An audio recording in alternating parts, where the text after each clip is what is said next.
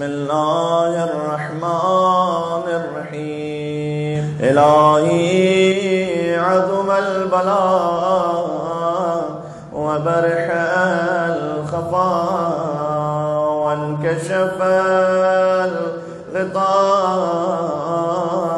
وانقطع الرجاء وضاقت الأرض ومنعت السماء وأنت المستعان وإليك المشتكى وعليك المعول في شدة والرخاء.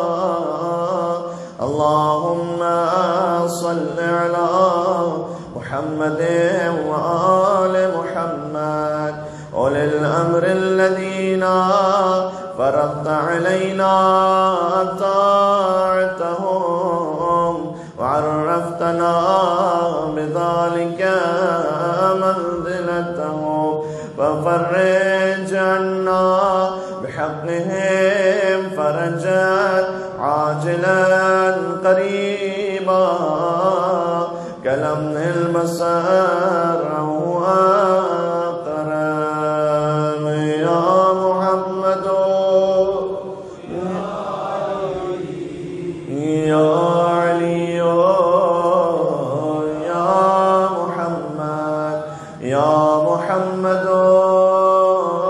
يا علي يا علي يا محمد اكفياني فإنكما كافيان وانصراني فإنكما ناصران.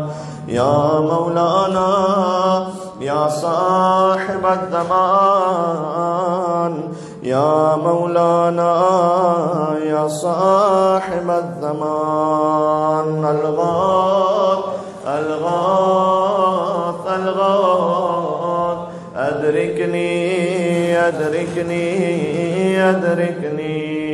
الساعة الساعة الساعة العجل العجل العجل.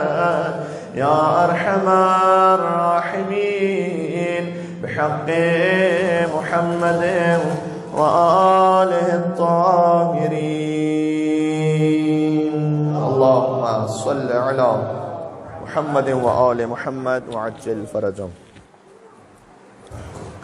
السلام عليك يا أبا عبد الله وعلى الأرواح التي حلت بفنائك.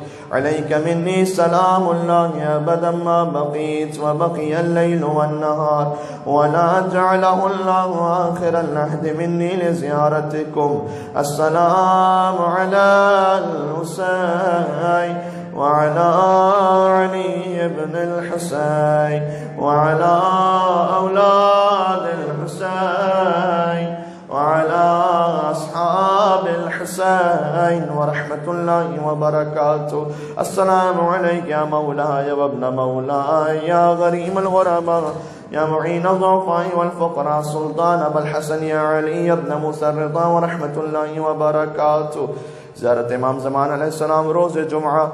بسم الله الرحمن الرحيم. السلام عليك يا حجة الله في أرضه، السلام عليك يا عين الله في خلقه، السلام عليك يا نور الله الذي يهتدي به المهتدون ويفرج به عن المؤمنين. السلام عليك أيها المهذب الخائف، السلام عليك أيها الولي الناصح، السلام عليك يا سفينة النجاة، السلام عليك يا عين الحياة، السلام عليك صلى الله عليك وعلى آل بيتك الطيبين الطاهرين.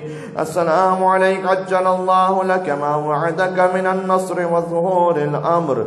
السلام عليك يا مولاي أنا مولاك عارف بأولاك وأخراك، أتقرب إلى الله تعالى بك وبآل بيتك وانتظر ظهورك وظهور ظهور الحق على يديك، وأسأل الله يصلي على محمد وآل محمد، وأن يجعلني من المنتظرين لك والتابعين والناصرين لك على أعدائك والمستشهدين بين يديك في جملة أوليائك يا مولاي يا صاحب الزمان، صلوات الله عليك وعلى آل بيتك.